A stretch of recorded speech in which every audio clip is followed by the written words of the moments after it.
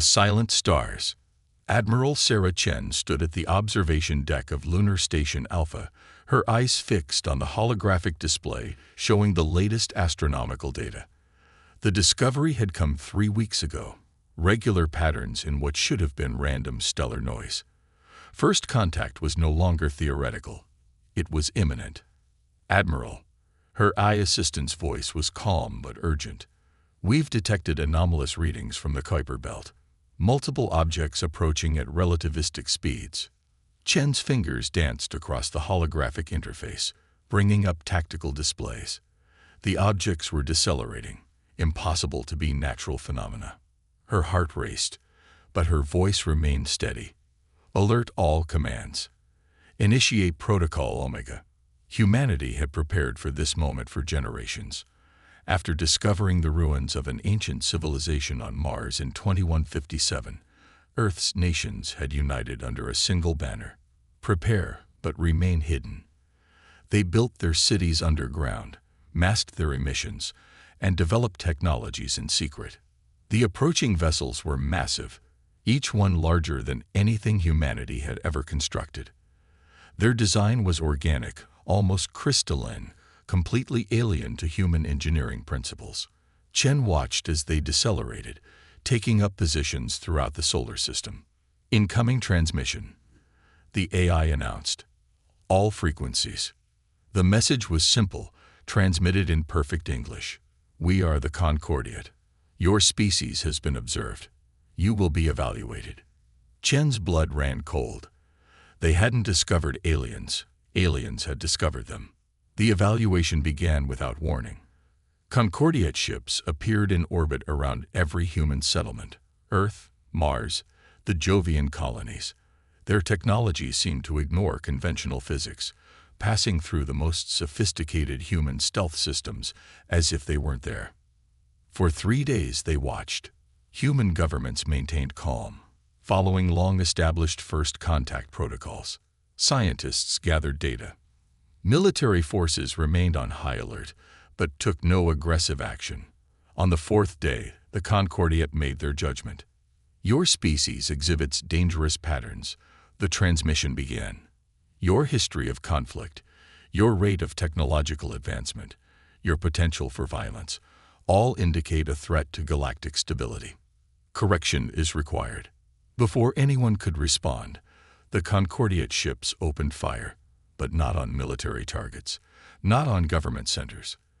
Their weapons, beams of coherent darkness that seemed to devour light itself, struck schools, nurseries, and pediatric hospitals. Chen watched in horror as the casualty reports flooded in.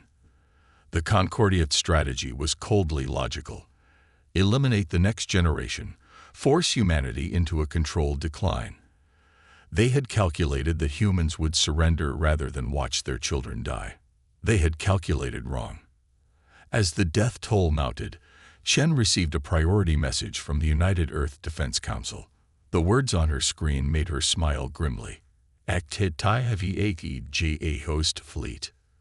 For a century, humanity had hidden its true military capabilities.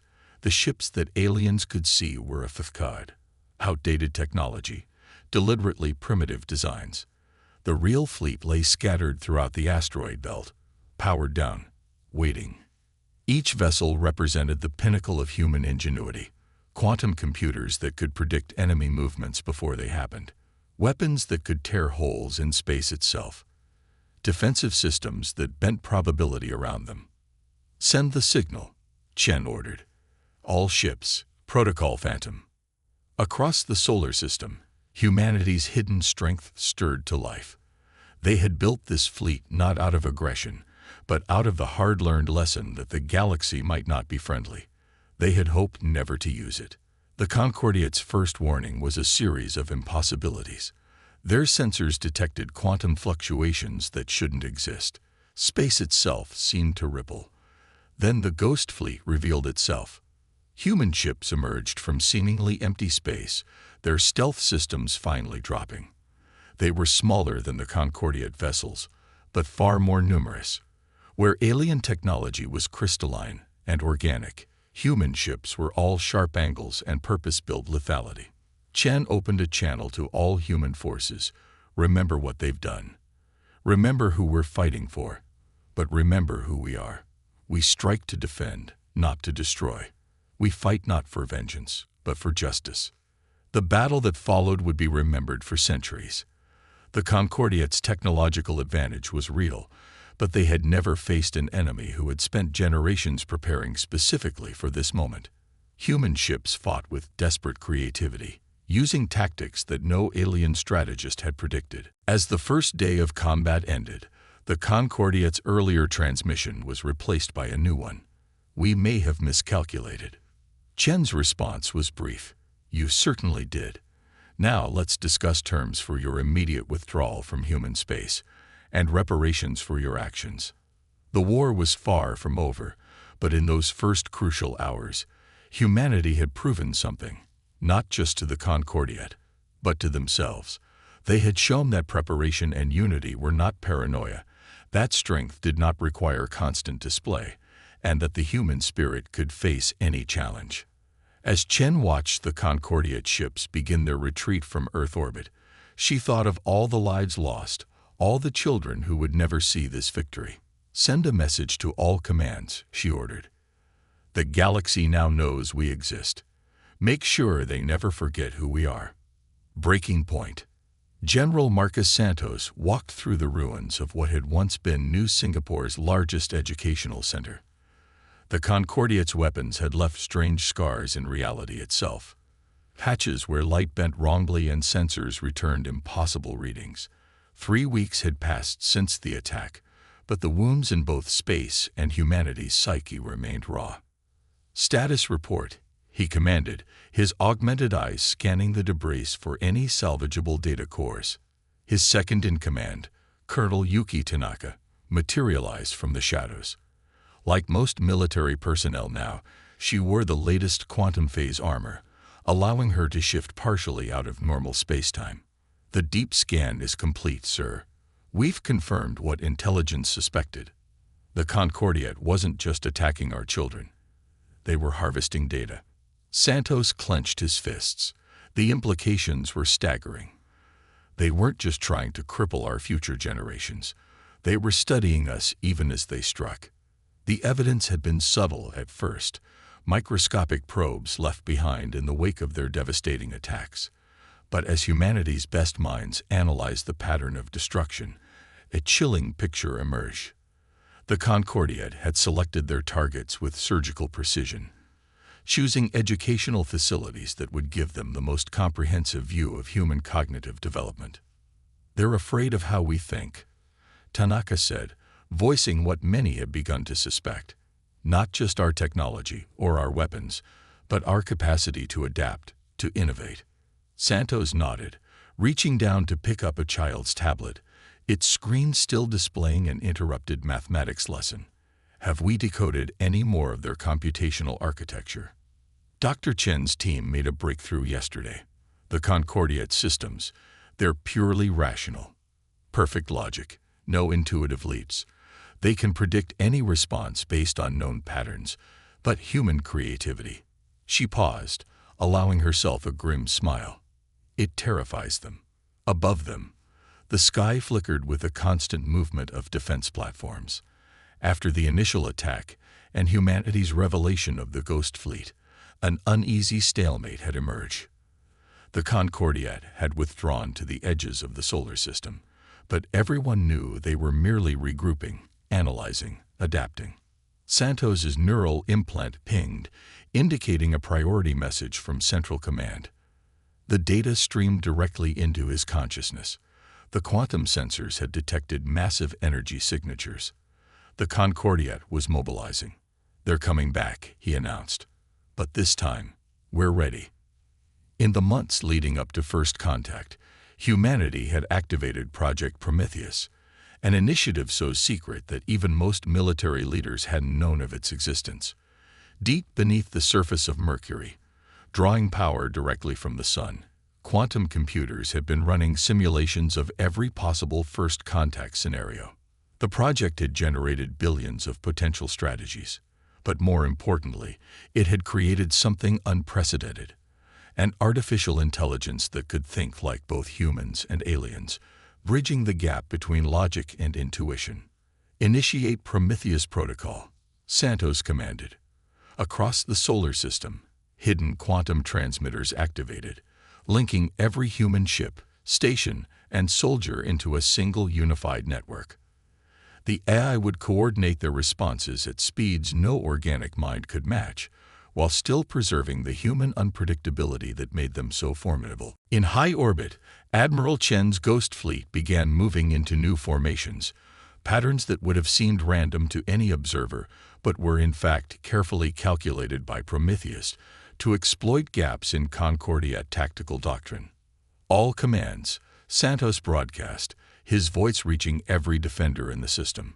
The enemy believes they understand us now. They think they've analyzed our responses, predicted our strategies. Let's show them how wrong they are. The Concordiate fleet emerged from hyperspace in a display of overwhelming force. Their ships had evolved, adapted based on their previous encounter. But humanity had been preparing too. As the alien vessels approached, human quantum sensors detected something new, subtle variations in their crystal-like hulls. They've integrated our technology, Tanaka reported, her voice tight with concern. They're learning. Santos smiled. Good. So are we. The battle that followed would rewrite military doctrine across the galaxy. Human ships, guided by Prometheus, moved in ways that defied conventional tactics. When the Concordia attempted to predict their movements, they found only chaos. When they tried to adapt, they discovered that humanity had already shifted to new strategies. But the true surprise came from the children, or rather, from what they had left behind. Every educational facility the Concordia had attacked had contained quantum-entangled data backups. As they had harvested information about human learning, the aliens had unknowingly exposed themselves to something far more dangerous: human imagination. The stories, dreams, and ideas of millions of children had been transmitted directly into the Concordia's logical systems.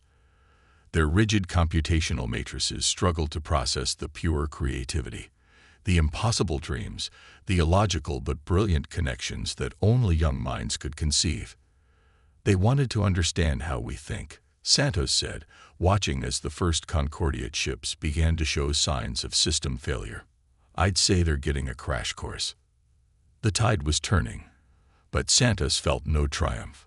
The price had been too high, the losses too devastating.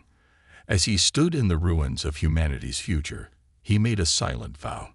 They would win this war not through superior firepower or advanced technology, but through the one thing the Concordiate could never replicate: the human spirit's infinite capacity for both creation and redemption. Send word to command, he ordered. Tell them it's time for Phase 2. The Concordiate wanted to see humanity's potential. Let's show them what we're really capable of. Hidden strength. Dr. Maya Patel's laboratory beneath Europa's ice sheet hadn't seen daylight in 15 years. That was exactly how she wanted it.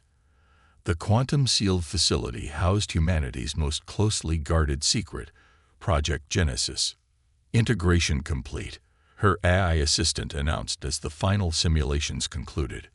The dimensional matrices are stable. Maya studied the holographic display showing her life's work, a technology that even the Ghost Fleet's commanders didn't know existed. While humanity had presented a united front of conventional weapons and ships, a handful of scientists had been pursuing something far more ambitious. Send the data to Director Harrison, she ordered. Tell him it's ready. The message would take 3 hours to reach Earth, even through quantum channels. The Concordiate's presence had altered the fabric of space-time throughout the solar system, making faster-than-light communication increasingly unreliable. But what Maya had created would change everything. In lunar orbit, Admiral Chen received the coded transmission from Europa just as the Concordiate launched their third major offensive. This time, their ships moved differently, more fluid, more unpredictable. They had been studying human battle tactics. They're adapting faster than projected. her tactical officer reported. The Prometheus AI is calculating a 60% probability of breakthrough in their next attack. Chen smiled. Then it's time. Transmit authorization code. Genesis. Across the solar system, hidden installations activated. What the Concordiate, and most of humanity, had never realized was that the Ghost Fleet wasn't humanity's true defense. It was a distraction. Deep beneath Europa's ice, Maya initiated the sequence she had rehearsed countless times. Beginning dimensional shift, she announced to her team. Phase 1 active. The effect was subtle at first. Throughout human space, reality began to shift. The quantum engines Maya had helped design didn't just bend spacetime.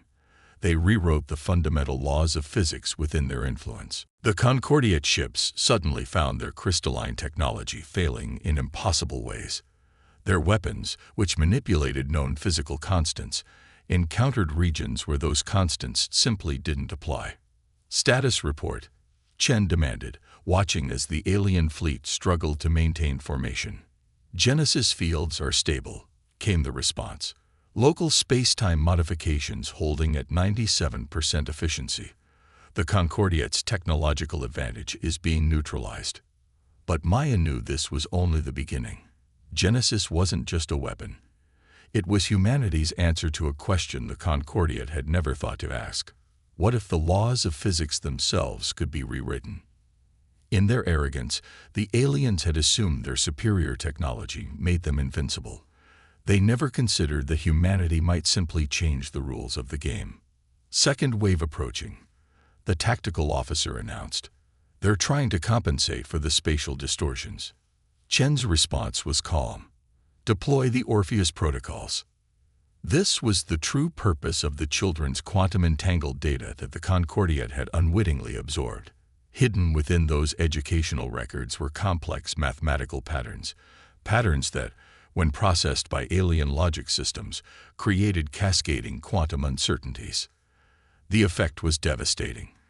Concordiate ships began to lose coherence as their reality-based technology encountered mathematical impossibilities. Their perfect logic couldn't handle the creative chaos humanity had injected into their systems.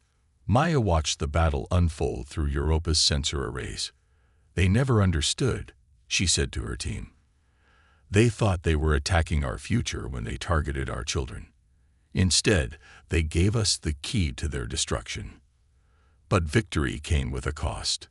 The Genesis technology was unstable, its effects unpredictable. Even as it turned the tide of battle, it was changing the solar system in ways that would take generations to fully understand.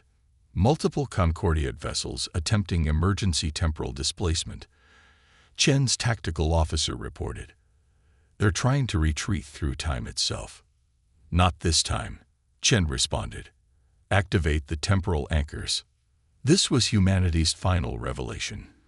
Technology that could stabilize time itself within limited regions of space. The Concordiate found themselves trapped not just in space, but in time, forced to face the consequences of their actions. Maya's screens lit up with new data as the battle reached its climax. The Genesis fields were working better than she had dared hope, creating pockets of altered reality that the Concordiate ships couldn't navigate. But something else was happening, something unexpected. Admiral, she transmitted to Chen. We're detecting quantum resonance patterns in the alien fleet. The children's data. It's not just disrupting their systems, it's changing them. The Concordiate ships began emitting signals unlike anything they'd broadcast before. Gone were the cold, logical patterns of their earlier communications. These were chaotic, emotional, almost human. They're evolving, Maya realized. Our creativity, our imagination, it's infecting their entire network. We didn't just defeat them. We're transforming them. As the battle entered its final phase, humanity faced a new question. What do you do when your enemy begins to change into something new?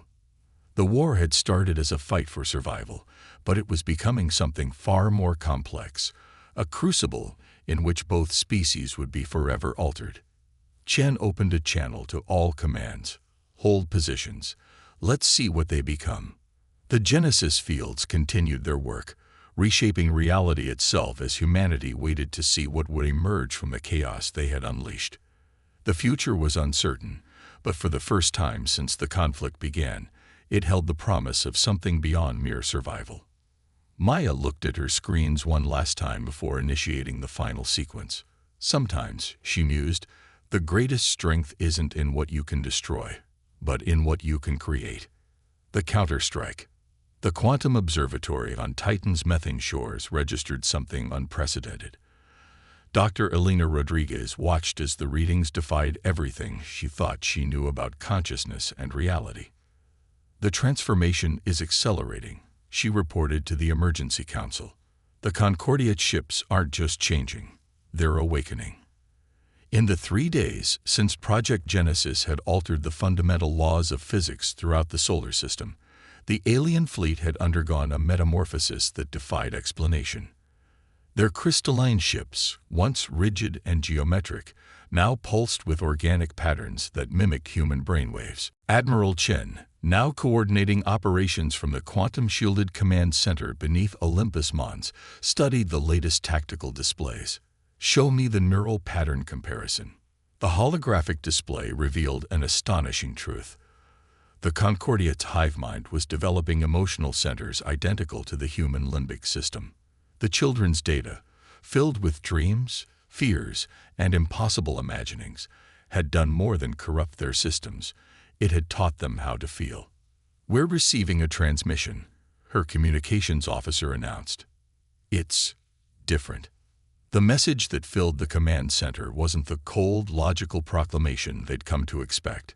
Instead, a chorus of voices spoke in harmony, each one distinct yet part of a greater whole. "We understand now. We remember. We feel." Director Harrison, coordinator of Project Genesis, stepped forward. "Understand what?" "Pain." The response carried emotional weight that no artificial translation could fully capture. "Joy, fear, hope, the things your children taught us, the things we tried to destroy because we feared them in ourselves." But even as this revelation unfolded, humanity's sensors detected a new threat. The Genesis fields had caused unexpected ripples in spacetime, drawing attention from something ancient and vast at the galaxy's edge. Maya's voice cut through the quantum channel from Europa. "We have multiple anomalies approaching from deep space. Something's coming. Something old." The tactical displays shifted, showing massive objects moving at impossible speeds. They made the Concordia ships look primitive by comparison. Structures of pure energy that defied conventional physics. The precursors, the transformed Concordiad voices whispered in what could only be described as awe. "The ones who seeded the galaxy. The ones we feared you would become." Understanding dawned across human command centers. The Concordiad's attack hadn't been mere aggression. It had been preventive action, born of ancient programming and deeper fears. They had recognized in humanity the same spark that had once challenged their creators. Admiral Chen made a decision that would alter the course of galactic history, open a channel to the Concordiad fleet. All frequencies, all bands. The transformed alien ships pulsed with new patterns as they received her transmission. "We offer an alliance," Chen declared. "Not submission, not dominance, but partnership. What you fear is approaching.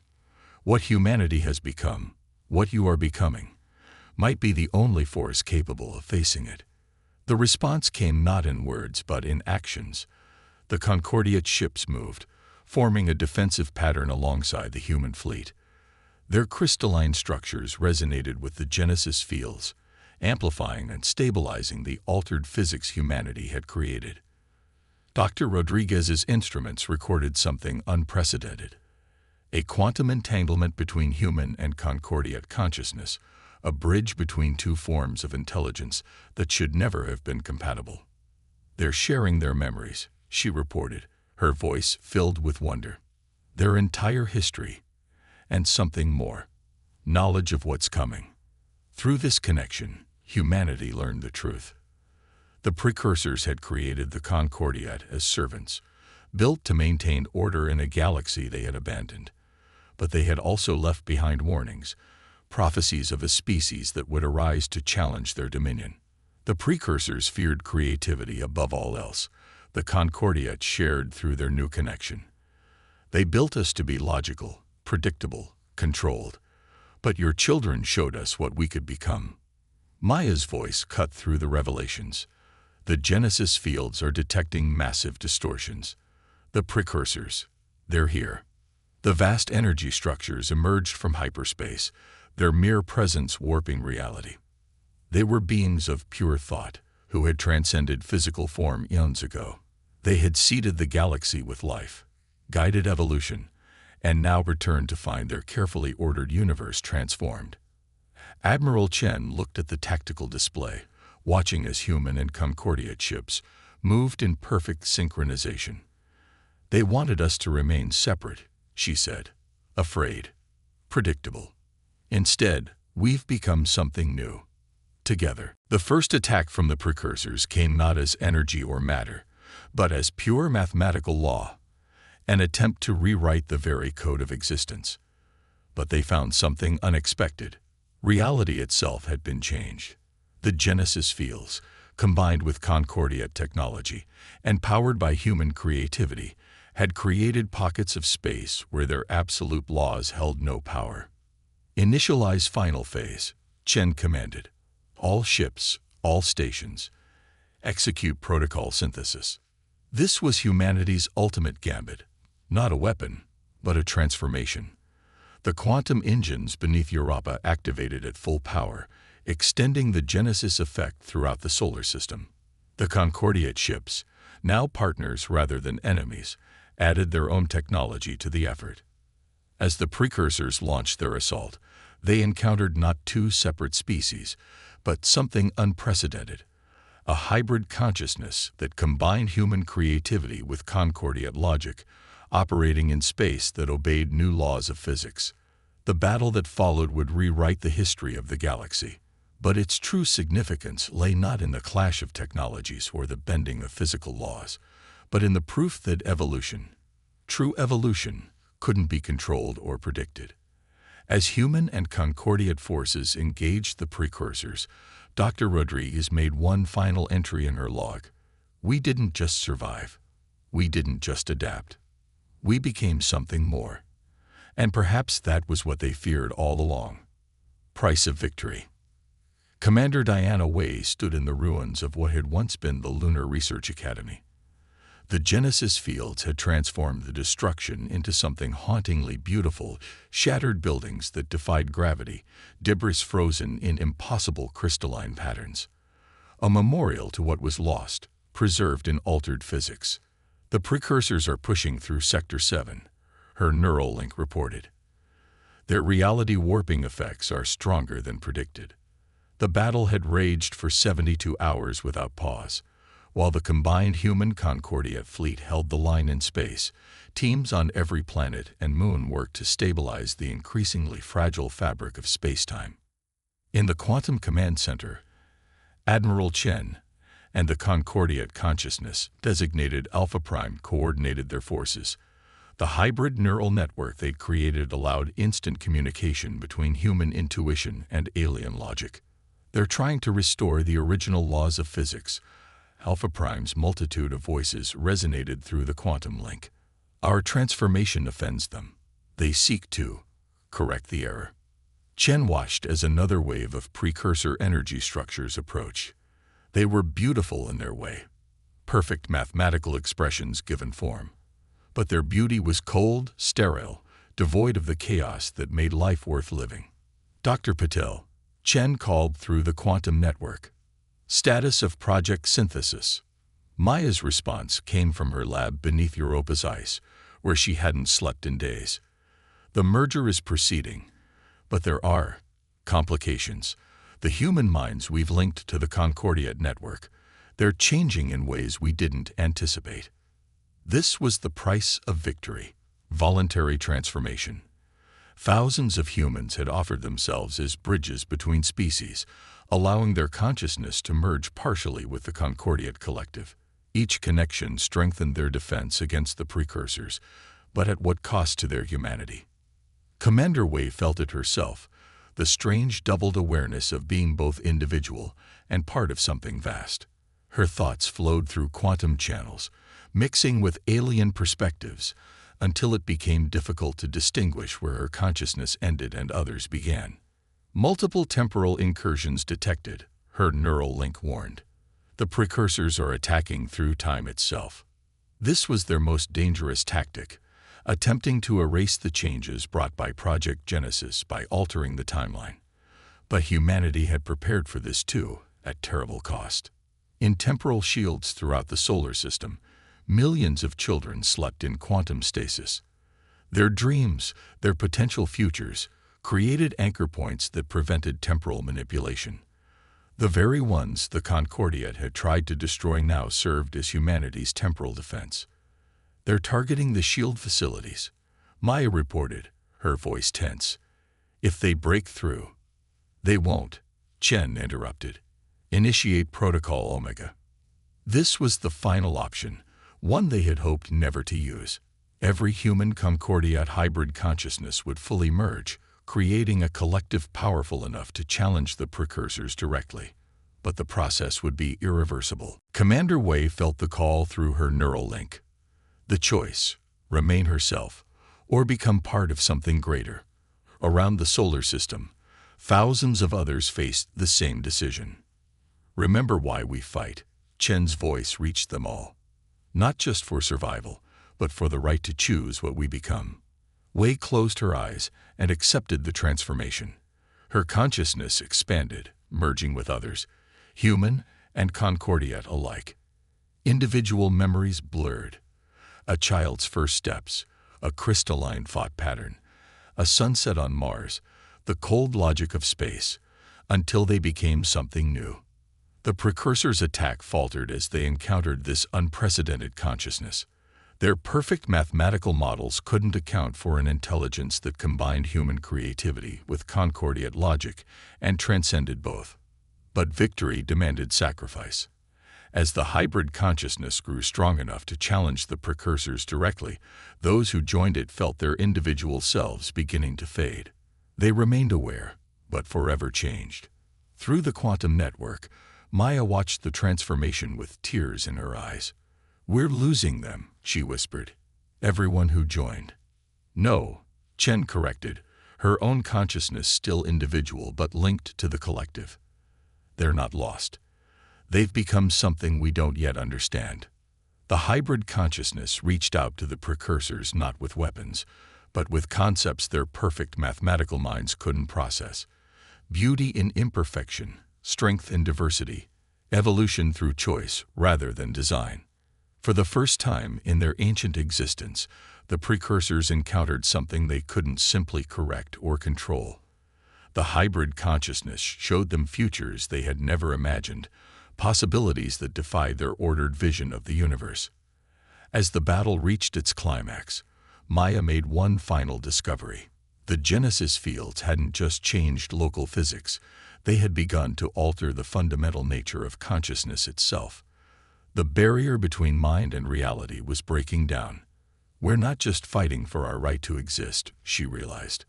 "We're becoming the next step in cosmic evolution." The price of victory would be transformation, but perhaps that had been inevitable from the start. Humanity had chosen to change rather than submit, to evolve rather than survive unchanged. In the quantum-altered ruins of the Lunar Academy, Commander Wei's transformed consciousness joined countless others in a final message to the precursors. "The universe you created has outgrown your design.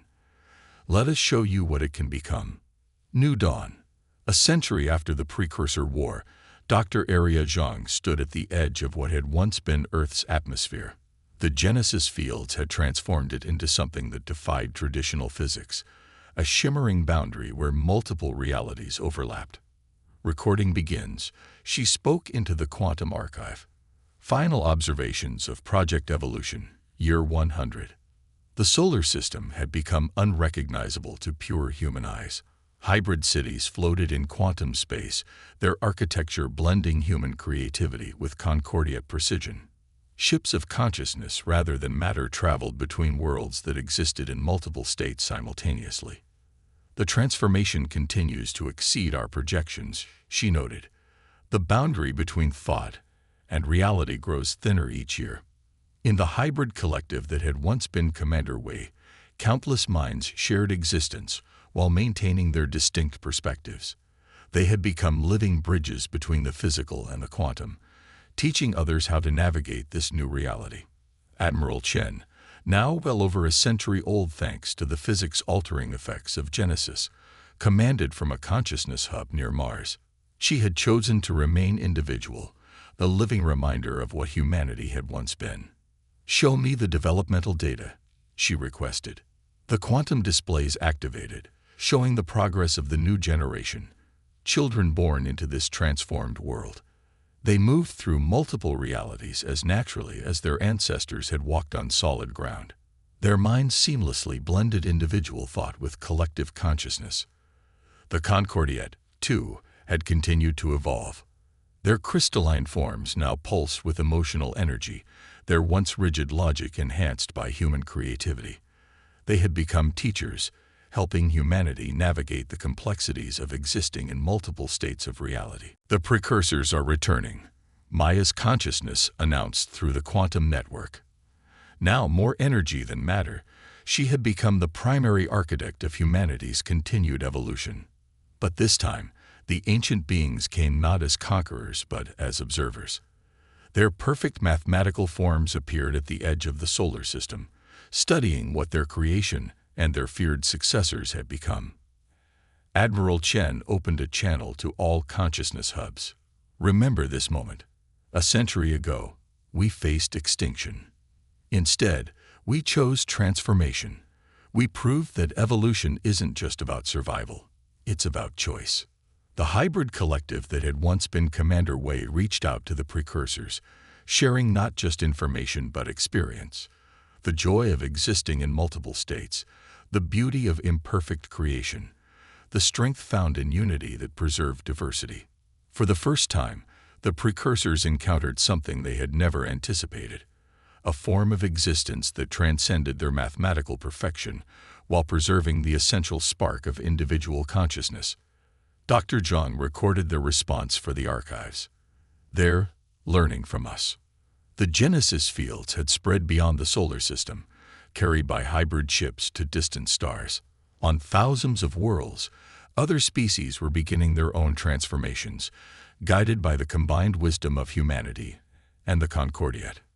"We've become what they feared," Maya observed, her consciousness spanning multiple realities. "But not in the way they expected. We didn't destroy their order, we transcended it." The children who had been saved in temporal stasis emerged into a universe their parents could never have imagined. They became the first true children of this new age, their dreams literally reshaping reality. In the quantum ruins of the Lunar Academy, now preserved as a memorial, Admiral Chen made her final log entry. "A century ago, we faced a choice between submission and transformation. We chose to become something new, but we never lost what made us human: our creativity, our resilience, our capacity to grow." The precursors' mathematical models had predicted every possible future except the one that occurred, a future where order and chaos, logic and creativity, individual and collective, didn't just coexist, but enhanced each other. Dr. Zhang completed her final observation. "We didn't just survive. We didn't just evolve. We showed the universe that the greatest strength lies not in perfection, but in the courage to change while remaining true to oneself." The quantum network hummed with the thoughts of billions, human, concordiate, hybrid, and now even precursor consciousness, exploring this new way of being. They had created something unprecedented, a civilization that existed simultaneously in multiple states of reality, where thought and matter were one, where individual consciousness could join a collective without being lost. As the century turned, the transformed solar system stood as a beacon to the galaxy, not a perfect mathematical model, but a living proof that the universe's greatest gift was the ability to become something more than what you were created to be. Admiral Chen's final words echoed through the quantum network. Remember how this began, with an attempt to destroy our children's future. Look at what we've become instead. The story of humanity isn't just about survival or victory. It's about the courage to imagine something better, and the strength to make it real. And in the quantum-altered space that had once been Earth's atmosphere, the light of a new dawn shimmered across multiple realities, each one a testament to the power of choice, the strength of unity, and the endless possibility of transformation.